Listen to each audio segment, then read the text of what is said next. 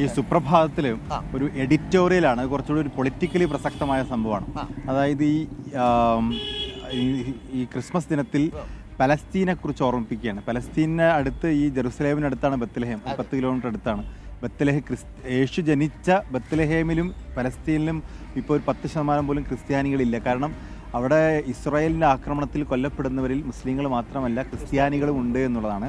അതിനൊരു കേരള കോണ്ടെക്സ്റ്റിലൊരു പ്രാധാന്യമുള്ളത്. കേരളത്തിൽ ഈ BJP ക്രൈസ്തവരുമായി അടുക്കുമ്പോൾ ഒരു മുസ്ലിം ക്രൈസ്തവ ഉണ്ടായിരുന്ന സൗഹൃദത്തിൽ വിള്ളലുണ്ടാവുന്നുണ്ടോ എന്ന് സംശയം ലീഗിന് ഉൾപ്പെടെയുണ്ട്.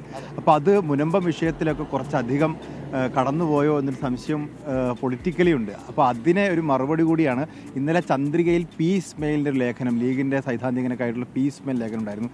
സമാധാനം പുലരട്ടെ എന്ന പേരിൽ ഇതേ കണ്ടന്റാണ്.